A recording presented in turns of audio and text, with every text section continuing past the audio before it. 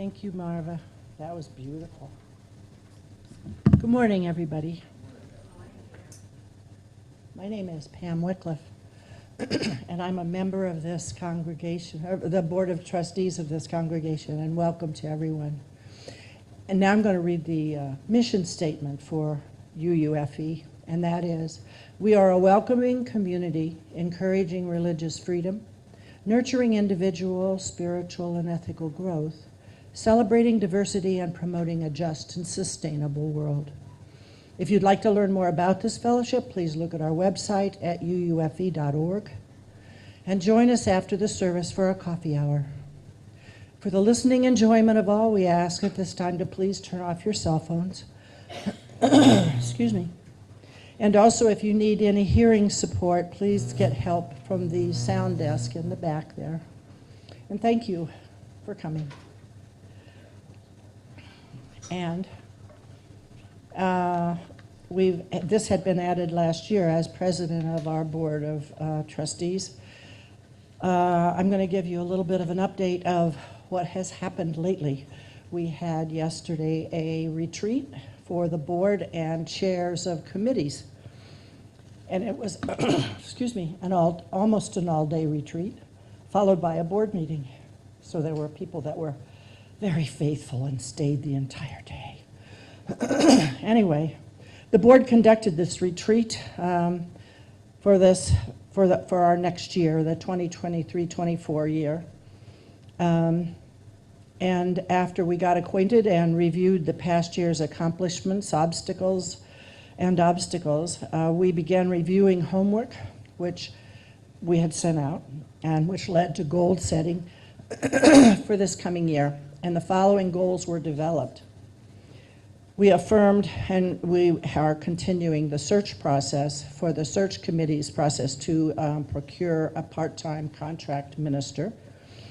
We re-energizing our religious education program, building a committee to bring children, RE, family activities, and adult education.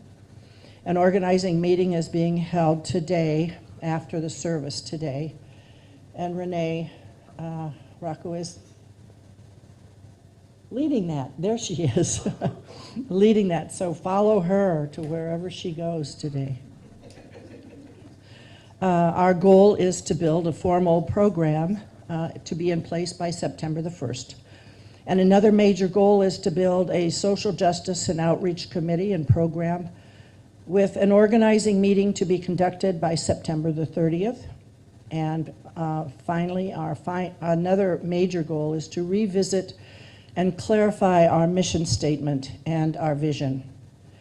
And we'll be seeking input in small groups from our congregation to do that. At our conclusion, we summarized the results of the retreat, followed by a debriefing of our communication and behavior. Hard work was necessary and fun was also derived, and we thank Dwight Fish and Oksana Werbiowski for supplying all of our food and drinks for the entire day to keep us going. And then they also insisted on cleaning up, all by themselves. The retreat was held at the Elkhart Environmental Center, which I would really encourage everybody to go visit. It's beautiful. And a donation was given to the center for their generosity. And then the committee folks left and the board stayed, and we had a board meeting, and some of the highlights of that board meeting, and this is for the transparency that we had decided to add to our services after board meetings. We voted in our annual meeting last year to take out of our bylaws the stewardship committee. So it's no longer an elected committee, it's now an appointed committee.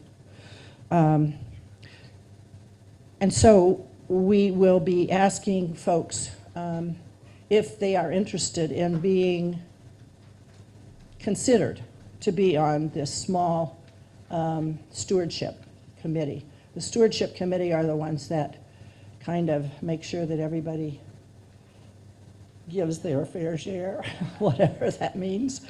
So we'll be, and then we will be voting in a month or two for the final few folks to be in that committee. So there will be something sent out in the focus and something sent out in the period. We received a short update about the progress for our contract minister, and they are making progress, and they've had some interest, and that's as far as we know, because we were told that we'll get more information soon. In order to reduce the need for more volunteer hours and more volunteer people, we have taken out the liaison middle person. And so now the chairs of committees can give their updates every month to Laura Snow, who is our president-elect, and then she will compile those and put them and present them to the board each month. And I'll send out a note to everybody about that. So it won't be, the liaison will not be there, but you'll have a direct contact to the board.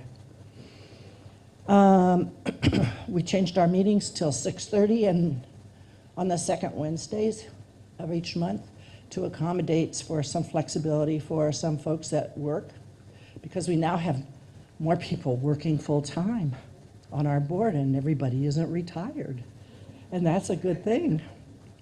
And everybody's invited, you know, you're welcome to come. It's an open meeting, so anybody who wants can come to our meetings. We were given a list of a few folks to be removed from our membership based on the fact that they don't come, haven't been in our church for 3 years at least, and they don't take part in activities or make a contribution at all. We did not vote to, and this is in our bylaws, but we didn't remove them as yet. We are sending them out a letter for them to respond to that prior to any action. And I guess finally, I just want to thank Chuck Bauer. He said that we needed to thank Oksana and Dwight, but Chuck put in hours and hours of time, of his expert time, to do our retreat and to bring us together. And it was a very special day. And I'm looking forward to working with everybody, because we came out thinking that we have a step forward now. We know where we're going.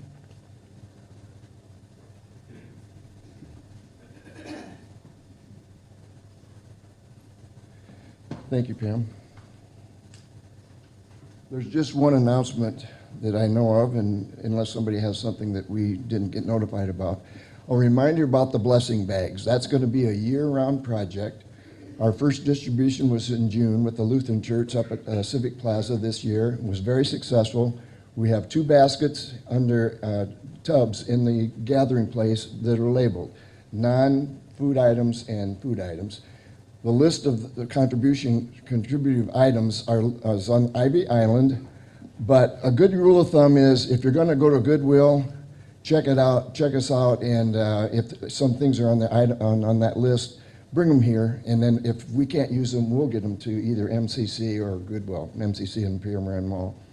But we're going to do a lot of clothing this fall, and blankets and things like that. So keep that in mind all summer long. Bring things once every Sunday. Just bring an item, throw it in the tub, and then we'll have a distribution sometime this fall. Okay?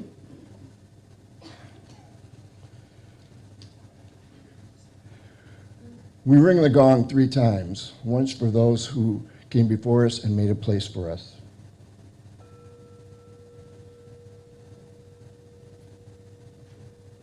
Once for those who are here now.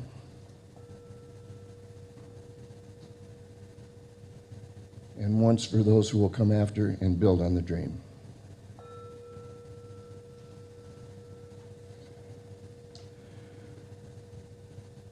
As I light the chalice this morning, let us ponder on this very simple but profound Native American proverb. Listen to the wind, it talks. Listen to the silence, it speaks. Listen to your heart, it knows.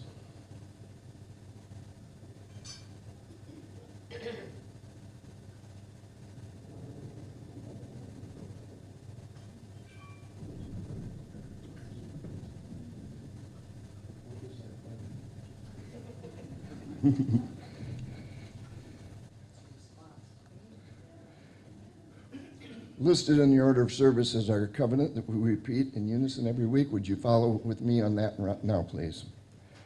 Love is the spirit of this church, and service is its law. To dwell together in peace, to seek the truth in love, and to help one another. This is our covenant. My thoughts this morning are in tribute to those who made life choices in careers, helping others, and to challenge the rest of us to do our part as I refer to them as living in the margins, outside the box, or pushing the envelope, if you will. Most of us spend our entire lives in the mainstream of society just providing a living for ourselves and our families. We are morally and ethically obligated to take care of our offspring. What is it that might take us off this course on pathways involving those of the society that are unable to take care of themselves without our help and support? Involving those who, because of circumstances and a reality over which they have no control, find themselves needing assistance just to exist in the same comfortable, safe manner in which most of us conduct our lives. What triggers the moral and ethical principles to lead us to others, especially outside our own immediate family relationships, who find themselves on the fringe rather than what we consider the mainstream of society? I believe it is compassion. Hear these words from Henry Nouwen in his book, With Open Hands. Compassion grows with the inner recognition that your neighbor shares your humanity with you.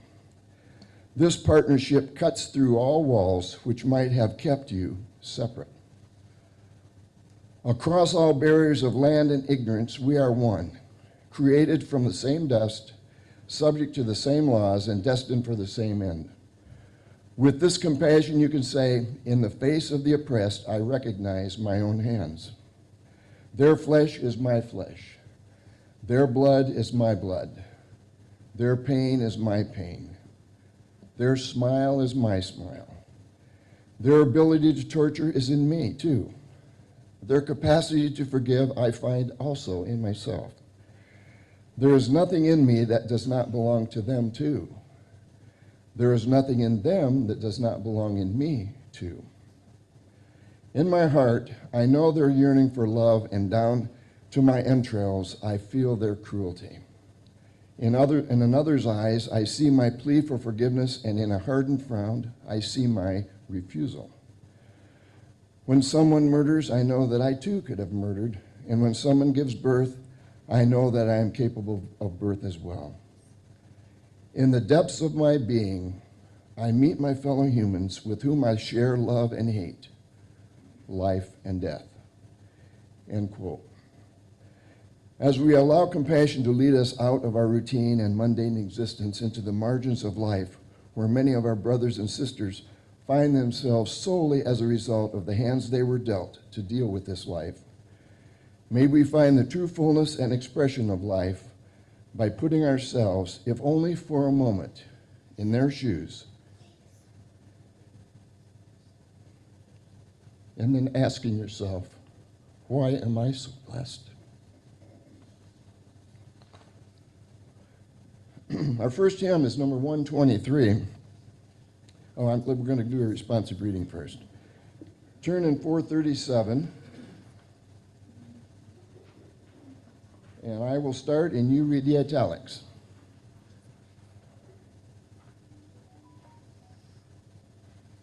Little piano intro. Let us worship with our eyes and ears and fingertips.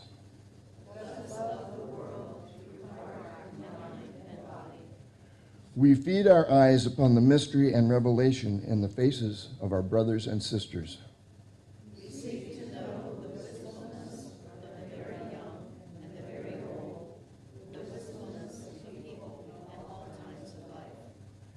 We seek to understand the shyness behind arrogance, the fear behind pride, the tenderness behind clumsy strength, the anguish behind cruelty. All life flows into a great common life, if we only open our eyes to our companions. Let us worship, not in bowing down, not with closed eyes and stopped ears. Let us worship with the opening of all the windows of our beings, with the full outstretching of our spirits. Life comes with singing and laughter, with tears and confiding, with a rising wave too great to be held in the mind and the heart and body, to those who have fallen in love with life. Let us worship and let us learn to love. May it be so. You're very familiar with Spirit of Life. We've sung it many times, but we're going to do it differently this time. After I ask you to stand, if you're willing and able, we'll sing it through one time. Marva will continue to play softly through the second verse, and I will do a reading by M. Susan Milner, a little meditation, and hopefully we'll end at the same time, and you'll come in then, and we'll sing it through on the second time, all the way through. Okay, stand if you're willing and able.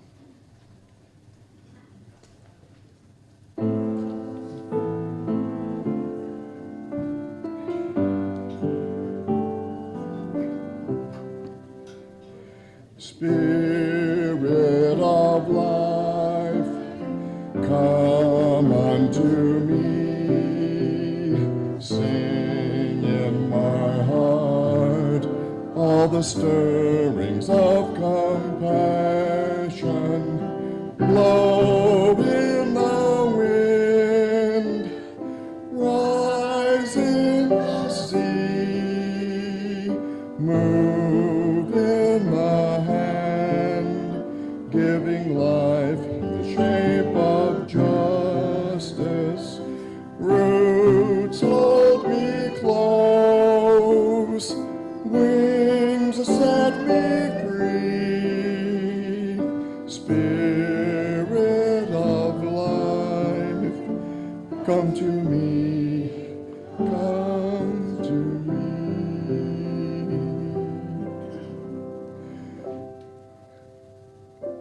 We are grateful for the companionship of hearts and minds, seeking to speak the truth in love.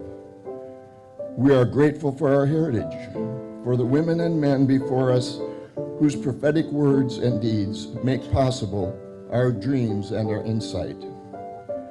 We are grateful for the gift of life itself, mindful that to respect life means both to celebrate what it is and to insist on what it can become. May we always rejoice in life and work to cultivate a sense of its giftedness, but may we also heed the call to transformation and growth. May we find in ourselves the strength to face our adversities, the integrity to name them, and the vision to overcome them. May we honor and pride in the heroines and heroes of our past, but may we also keep company with the fallen, the broken, the oppressed, for in the dazzling of noonday's heat and in the star-studded shimmering of night's rich blackness, we are them.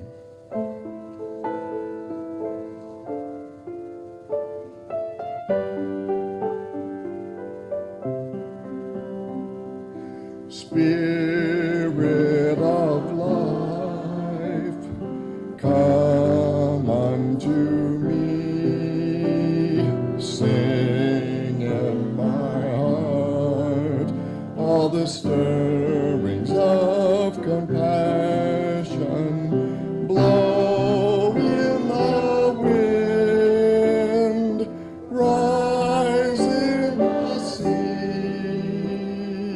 move in the hand, giving life the shape of justice. Roots hold me close,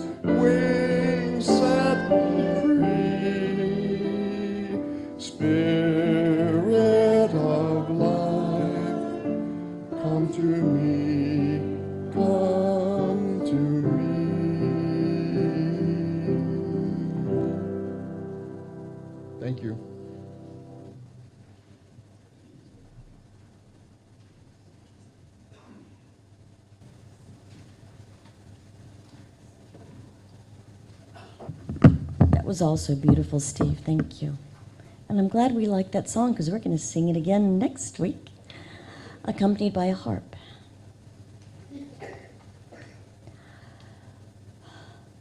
I admit, I dreamed last night that I forgot about Fourth Sunday candles. I'm still a little bit nervous.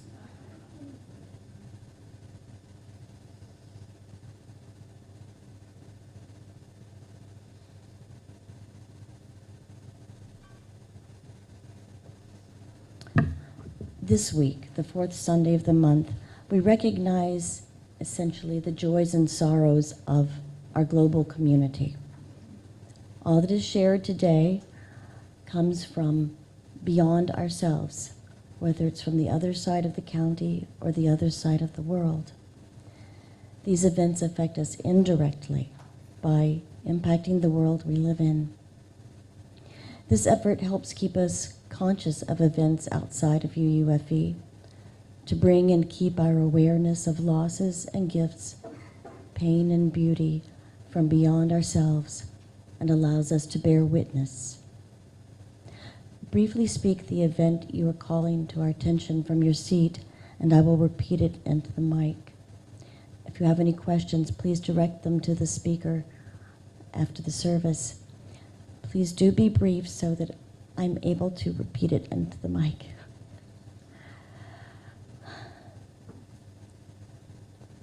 I will give a couple of examples. The incredible heat in the southwest of our country and in other parts of the world, just phenomenal. And is there anybody else here who's familiar with Smile Drain? It's an organization that gives free care to children born with cleft palates. And if you go on their website and you see them before and after, it's absolutely amazing, and they do this for children all over the world. Speaking of heat, in the last 2 weeks, the Keys, the reefs, and the Thieves are dying out. We're just starting in the last 2 weeks, tremendous death. The reefs and the Keys are dying out, especially in the last couple of weeks. It's really started due to the heat. Ken? That's because the heat of the water there is in the 90s in the oceans. Unbelievable heat.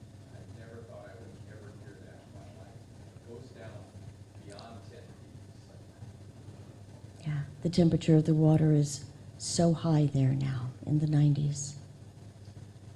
Yeah.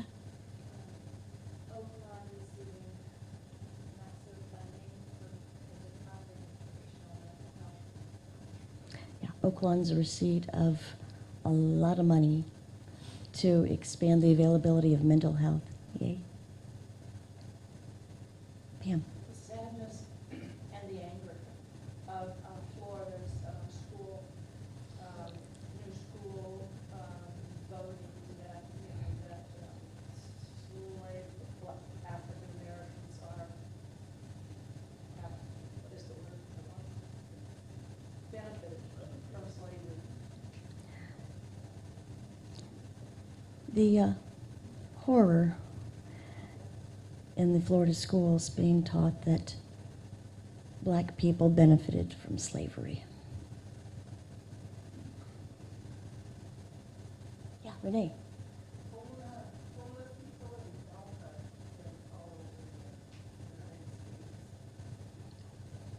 Homeless people in Elkhart and all over the United States. Thanks, Carolee.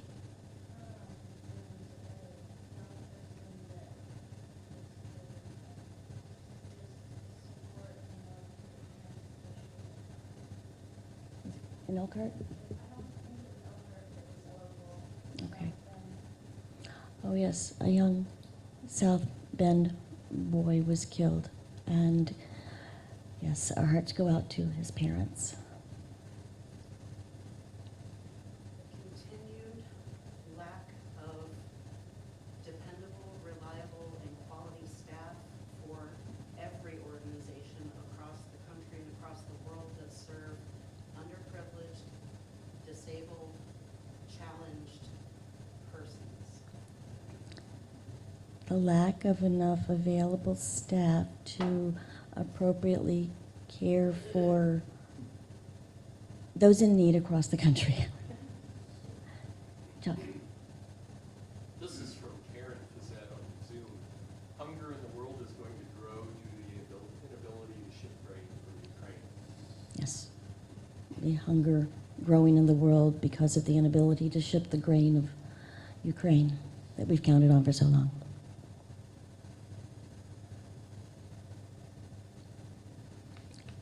Pam? Continued thoughts for the folks in Ukraine. Absolutely.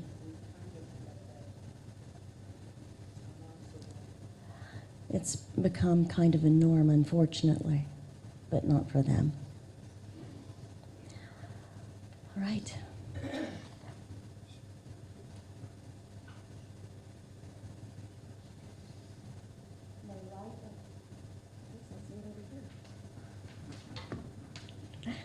May light and warmth come to all who need and bring it.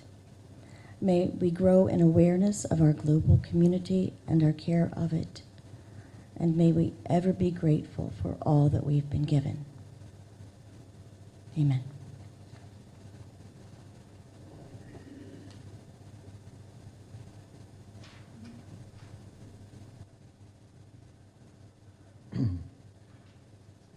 Last week, our offering went to the Elkhart County Symphony, and the week before that also. And last week's offering was $116, and that will be shared with them. This week's collection, and next week or the week after, because we have Sustainability Fund, will be going to the Woodlawn Nature Center right across the street.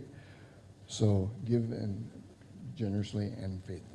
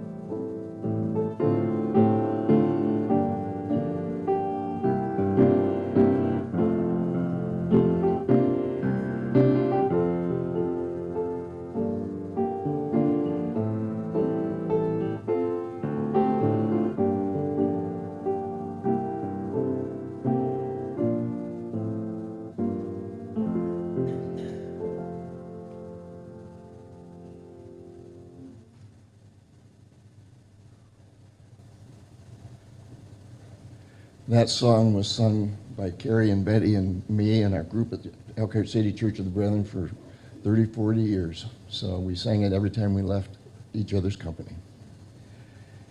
Cary Kelsey grew up in Huntington, Indiana, and graduated from Manchester College in 1970. He came to Elkhart in August of 1970 to work at the Sheltered Workshop, one of the parent organizations that ultimately became ADEC. In total, he worked for 47 years for the organization serving children and adults with developmental disabilities and their families. In 1978, he completed a master's degree in special ed from IUSB. His roles at ADEC ranged from direct service to a variety of administrative functions, retiring in 2017 as one of the organization's vice presidents. He has served on the ADEC board of directors for the past 3 years. He married Elizabeth Betty Kelsey, Grady, in 1974. They have one son who lives with his family in Fishers, Indiana.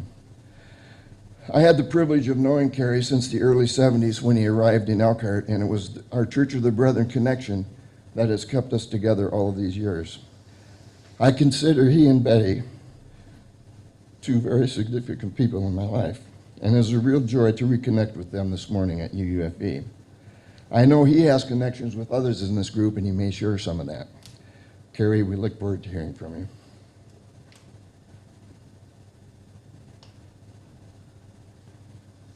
Thank you, Steve. Can I be heard? Okay, good. That's sometimes a problem. Well, Steve, I met probably within the first week or two of my arriving in Elkhart and have known him ever since. In fact, I knew Steve before I knew Betty. Well, just to give a little more background about me, when I graduated from Manchester in 1970, I came to Elkhart to do my alternative service. Having grown up in the Church of the Brethren and attended Manchester, it was my belief that I needed to be a conscientious objector. And so I did alternative service. I had my name in with our church organization in Elgin and with the Mennonites here in Elkhart. And I got a phone call first from Mennonite Board of Missions. And so I came up to do an interview and worked then at the Sheltered Workshop, which was located in a building that's no longer there. It was on Michigan and Beardsley. Walter Piano was in there at one point, and we rented space in the back. And that's since been torn down, which probably was a good thing.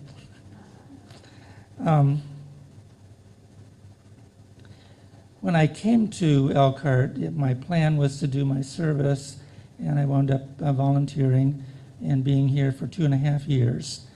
And then I was not staying in snow-driven Elkhart, Indiana, for the rest of my life. I grew up in Huntington near Fort Wayne. We didn't get quite as much of the snow, the lake effect stuff. But something changed. First of all, I became attracted to the mission of what we were doing at what became ADEC. And then the second thing was I met Betty. And so we decided to put down our roots here and raised our son and wouldn't change a thing. We do leave for the winter, some of the winter these days.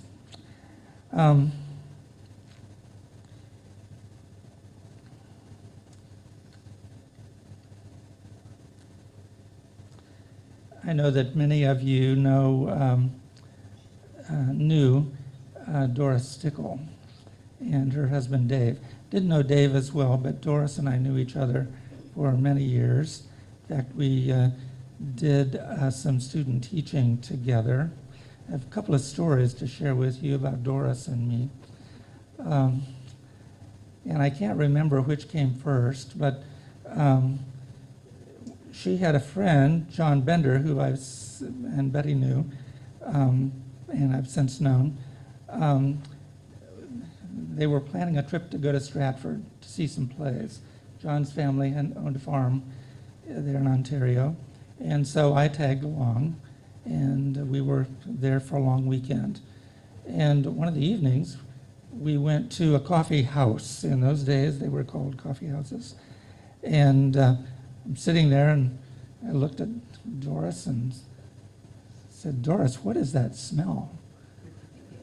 And she looked at me and said, "Cary Kelsey, don't you know what marijuana smells like?" And I said, "No, I do now." And we were both doing our certification teaching for special education at the same time. And the chair of the special ed department at IUSB paired us. In fact, there were 3 of us all together who did a summer program as a part of our student teaching at O'Shandell, which was located there on Highway Avenue. And Ruth was our 3rd member. Ruth was a widowed, older, but not retired, pastor's wife, Mennonite pastor's wife. And Ruth, God love her, she was a lovely person, but she was easily excitable. And one day, one of the students, she was assisting in the bathroom, and she discovered that little Johnny wasn't wearing underwear, and that she just kind of got freaked out about that. And she exclaimed that, and Doris's response was, well, Ruth, I don't either. Well, that sent Ruth over the edge. That was a lot of fun. Those 6 weeks were a good memory for me.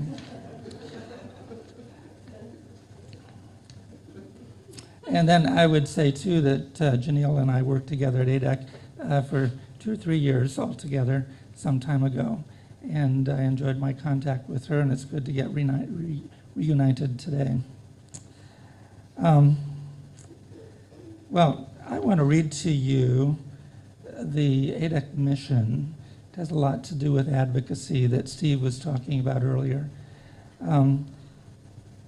ADEC proudly advocates for and serves individuals with intellectual disabilities and developmental disabilities so that they can live lives full of informed choice and possibility. So when you stop and think about it, isn't that what we all want for ourselves? And people with disabilities and their families, unfortunately, in our society and probably worldwide mostly, need advocacy to help achieve those kinds of realities.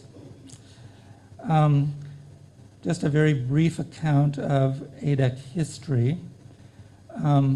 There were 3 parent organizations that all began in Elkhart. One was ECAR, the Elkhart County Association of Retarded Children at the time, and it since was changed to Citizens. And we've had language updates and changes since then. That started in 1952. Sheltered Workshop started a little later in the early to mid-60s to provide employment options. And the Rehab Center, which was physical restoration, physical therapy, occupational therapy, and speech. And that started in the early 50s as well. When I started in 1970, I didn't know it at the time, but I had the privilege of getting to know some of the founding families. The people who told their doctors and told society, no, we're not sending our child, our newborn, to Fort Wayne State Hospital. That's what they were being told in those days, often. They banded together, and Harold and Gertrude Klein, he was an optometrist. They had a granddaughter with Down syndrome. And so they offered their basement as a classroom. And so that's where ECAR started its services. And that ultimately became O'Shandell, which built a building on Hively Avenue, which has since been taken down. CAPS bought it ultimately, and they took it down and built a new facility for child abuse prevention. It doesn't matter to anybody but me, probably, but I think I'm the only person with the distinction of having worked independently for each of those 3 organizations. I started at the Shelter Workshop, and the Shelter Workshop merged with Rehab Center, so I became an employee there. And then at one point, Rehab Center and O'Shandell did a joint project, and I was the Rehab Center's gift to the project, I guess. I was sent over to work at Hively Avenue, and then became an employee of O'Shandell. And then in 1975, there was an official merger. If any of you remember Kennard Weaver, he was an attorney in town. He was on the Rehab Center board, and along with Terry Brennan and some other folks, leadership at the time could see that there was some duplication and overlap, and so they really urged a merger of organizations to become what is now ADEC. And so I did work for 47 years. It's technically it was 46 years and 10 months. I rounded it off.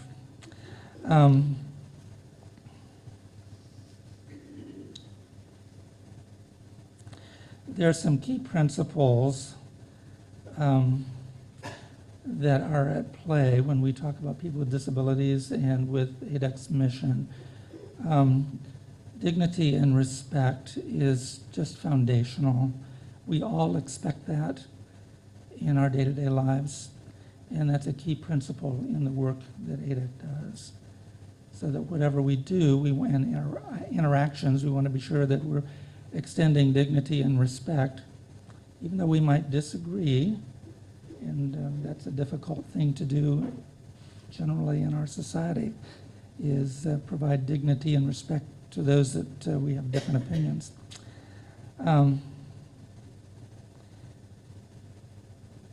There was a law that was passed in the early 70s. It's called PL 99-142, and it had to do with public education, free, appropriate education.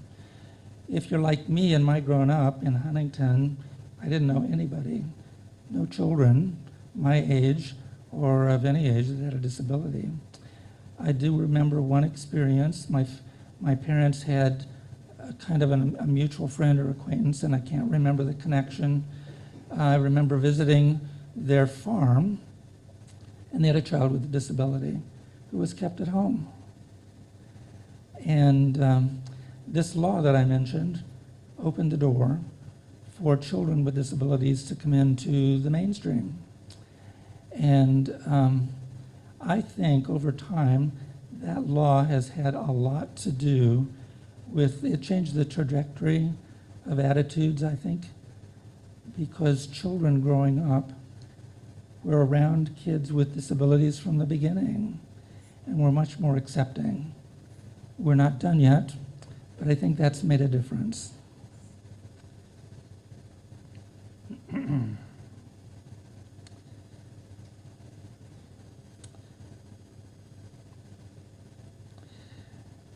Person-centered planning is another keystone of what we do, and that means that we're taking a look at what an individual's needs and wants are, what their dreams are. I want to tell you a story. I think of it as the hot chocolate story. This was in the early 70s. I hadn't learned a lot yet, and one of the people in my group that I was worked with every day, her name was Doreen. She was about 32, Down syndrome, very articulate. She came to me at lunch one day. She was done eating, but I wasn't. We were already located at Bristol, I guess. And she looked at me and said, "Cary, Enos and I are going to do it." And I said, "You're going to do what?" She said, "We're going to get married." Well, yeah, I knew that Enos, he worked there too. He was Amish, and she wasn't. There were lots of reasons this isn't going to work, not going to happen. So I had this very practical conversation with her. I said, "Well, if you're going to get married, you're probably not going to be living at home with your folks. You're probably going to have your own place. That's going to take some money. You're going to have money to buy groceries, utilities, etc. How much money do you make?" Well, she wasn't sure for herself. And I said, "Does Enos have a job too?" Well, I knew he did. He worked right there. She didn't know. She went out to look for him. He was done with his lunch. She came back. "Yes, he's got a job." And I said, "Well, how much money does he make?" And she didn't know that either. So out she went. She came back and said, 15 cents a week. Well, I knew it was more than that. But that was the story. I said, "Well, you know, Doreen, we have hot chocolate on the counter here in the kitchen. It costs 10 cents a cup. And with with Enos's 15 cents, you couldn't buy 2 cups of hot chocolate to share." you suppose that's enough money to get married on when you're going to have rent and utilities and groceries? Well, she didn't know about that either, but they were still going to get married. Well, I heard the rest of the story that afternoon. My assistant was taking the ladies to Robertson's department store. That kind of dates the story. And Marcia told me when I got back, and she didn't know the story, she said, Doreen got on the van and she was so excited. She said, Enos and I are getting married. We're going to go to Robertson's. I'm going to buy new shoes, new dress for the wedding, but no hot chocolate. It's too expensive.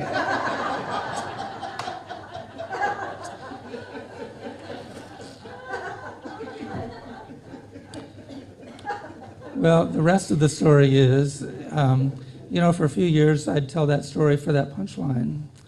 But it wasn't until I wasn't smart enough to figure this out on my own.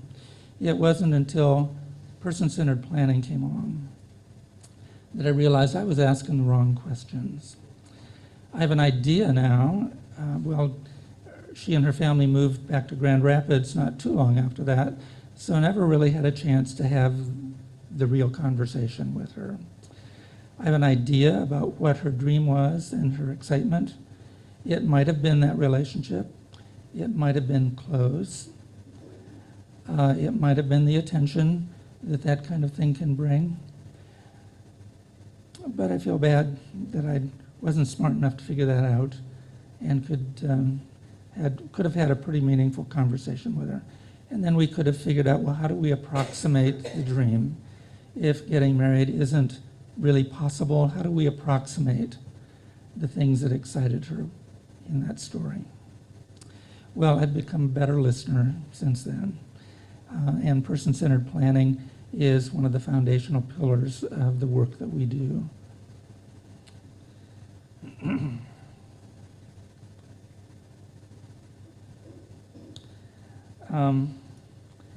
Advocacy is another pillar, and that shows up in a lot of different ways. On a personal client basis, I think of Erin, who was an artist, Down syndrome, but she's really got a knack and a talent for being creative and artistic. She wanted to have her own business. And so we had staff, one person in particular, who really took that on and gave it some thought and energy and working with her about what her dream was and how that could happen. Well, she continued to do her artwork, and with assistance, there was an online store. And she advertised her work, and she sells things in that way. You know, before internet, that wouldn't have been possible. So technology has benefited people with disabilities in a lot of different ways. I didn't tell Steve. He told me not to go longer than 1:30. Is that okay? You'll have to give me the high sign when it's time to shut up. Advocacy, I think of another story. One of my responsibilities at one point was being in charge of our corporate guardianship program. And in that situation, we took legal guardianship of individuals that needed it and had no family or anyone willing or interested. We were serving a woman who was in her 50s who had health issues and ultimately became terminally ill. She was at Goshen Hospital, and she had in her growing up, had a pretty negative experience in nursing facilities. For a number of folks, if they didn't go to Fort Wayne State Hospital, they'd wind up in a nursing facility, which wasn't appropriate either. And when she got the diagnosis and the options were talked about as to what might come next while she was in a hospice, and when the nursing home idea came up, she was just adamant. She did not want to go there because of her life experience. And so the guardian advocate on our staff worked with the hospital and negotiated a status where she moved to a different wing and could remain there. And she didn't live but a couple of weeks. But because of the advocacy we were able to provide in negotiating with the hospital, she didn't have to go to the place she was dreading. And then in other ways, ADEC is a part of a larger organization, Indiana Association of Rehab Facilities. We have similar agencies throughout the state that we advocate together with the state agency on policy and funding and those kinds of things. We also have a group within the organization called Power for Independence. There been some transition since COVID, and I think they're changing their name. But it's a group of the people we serve who organize themselves, and they have their own speakers come in, and they have issues that are important to them. They will make visits to the State House on Valentine's Day, staff support with transportation, et cetera. But they have face-to-face time with their legislative representatives.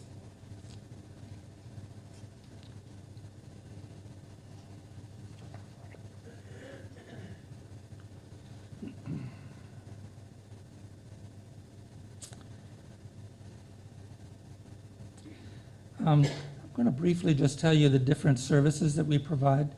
ADEC, I think, has quite a footprint in the community, and like with most things, unless you need the service or the help, maybe you're not very aware of what's available. We're serving over 1,100 people a year in a lot of different ways. We have 14 group homes that serve about 112 individuals, 3 homes in St. Joe County and the others here in Elkhart County. And that would be the most restrictive living arrangement, but it's 24-hour supervision, and individuals have responsibilities in the home, but there's always staff present to help guide and direct and negotiate relationships. Sometimes aren't always real smooth, so that's one of the issues in person-centered planning. Supported living, which is more independent, that would be 3 or maybe 4, but usually 2 or 3 people living together in an apartment. They have to take care of their own expenses, but then the state agency reimburses a provider like ADEC to have staff there to see that medication is properly managed, and if they need help with any of the daily living skills, et cetera, that's available. And we have apartments in Goshen and Elkhart. ADEC Industries, recently, in the last couple of years, I started at the Sheltered Workshop back in 1970, and that provided employment. People were reimbursed under a certificate called Section 14. And that allowed us to do work, competitive work, and then pay individuals with disabilities on a scale that was appropriate and legal. It wasn't, not everyone received, well, it was based on their ability to work and to produce. And in the intervening years, in the last 10, 15 years, there's been a strong movement nationwide to dissolve that provision.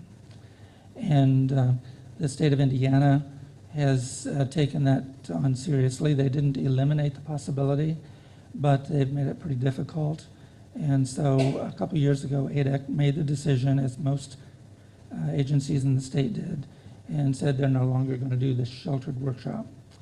So what we did was we created an essentially a day service at ADEC Industries, where many of those individuals are focusing on employment skills improvement so that they can ultimately be considered for community employment, where they have a job coach and be in the community. A few of those individuals we did retain to work as full-time, with full benefits, employees of ADEC, producing some key products that we do. Trash liners is one of them, but it's a much smaller part of what we do at ADEC Industries.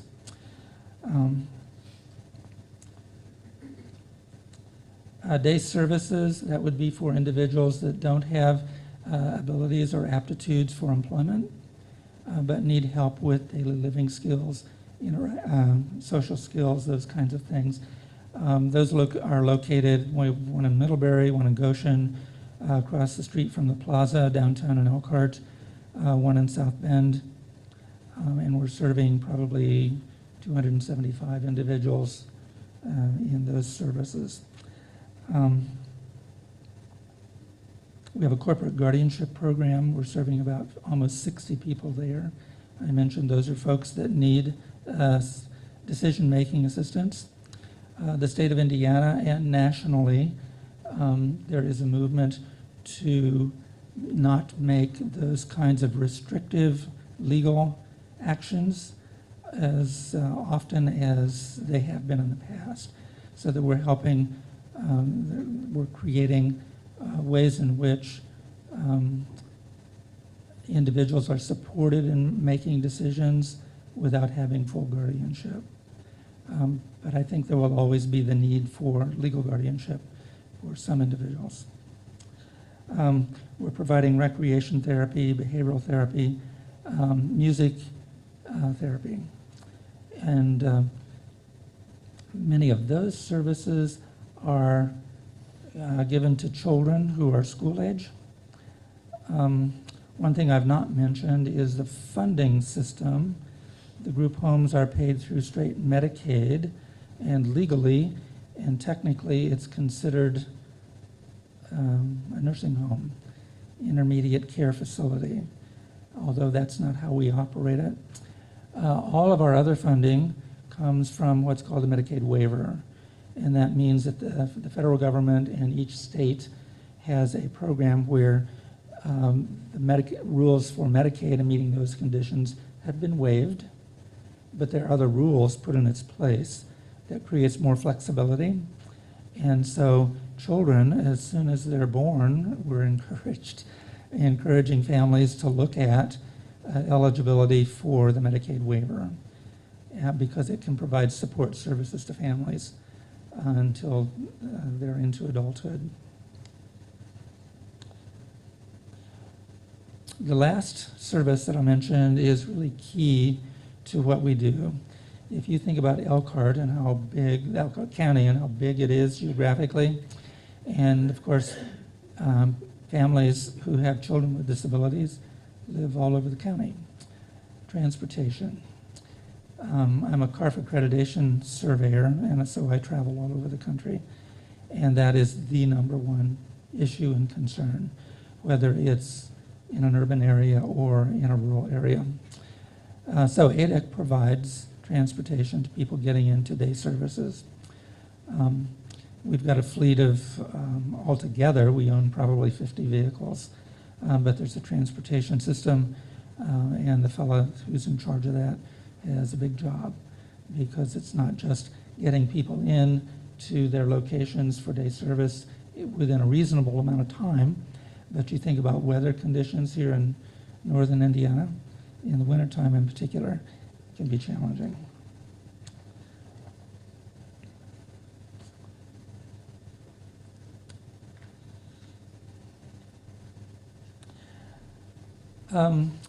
The state agency back in the 90s changed something that was pretty important. Up to then, there were county boundaries. ADEC served Elkhart County, Logan's Services served St. Joe County, and so on.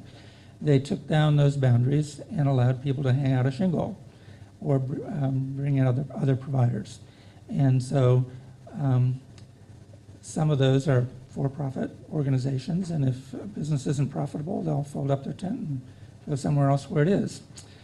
But I'm here to say that ADEC is here to stay. Want to tell you one last story.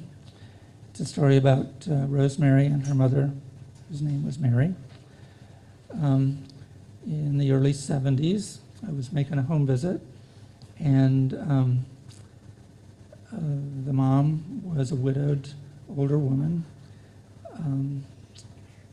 and she was very concerned about the future for her daughter, who was in her mid-20s. And at one point in the conversation, she pointed her finger at me and said, "Cary, don't you ever leave ADEC." We were O'Shandell then. She said, "Don't you ever leave O'Shandell."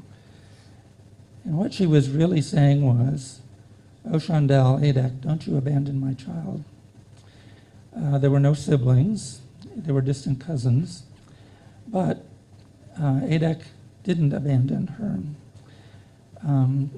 She was in our group home. She went into supported living, was in day services, and had the support of our agency until she drew her last breath. She had early onset of Alzheimer's and had a very difficult last couple of years. But ADEC and our staff were with her every step of the way. So we kept what I felt was a promise that Chuck Sievers and the rest of us made to her. And that is a common story. It repeats itself. I can think of other families in the same situation. ADEC is a part of the community. We're here to serve all of you folks. And Steve says it's time. Thank you for having me here.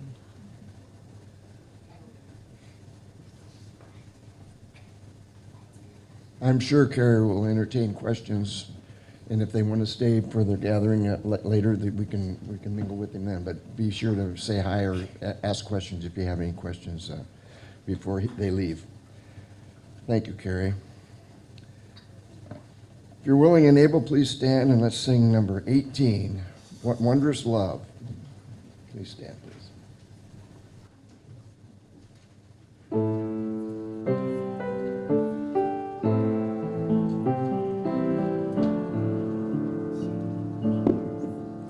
What wondrous love is this, oh my soul, oh my soul? What wondrous love is this, oh my soul? What wondrous love is this that brings my heart to bliss and takes away the pain of my soul, and takes away the pain of my soul. When I was sinking down, sinking down, sinking down, when I was sinking down, sinking down, when I was sinking beneath my sorrow's ground, friends in me gathered round. Oh my soul, oh my soul, friends to me gathered round. Oh my soul, to love and to all friends I will sing, I will sing. To love and to all friends I will sing. To love and to all friends who pain and sorrow mend, with thanks unto the end I will sing, I will sing. With thanks unto the end I will sing.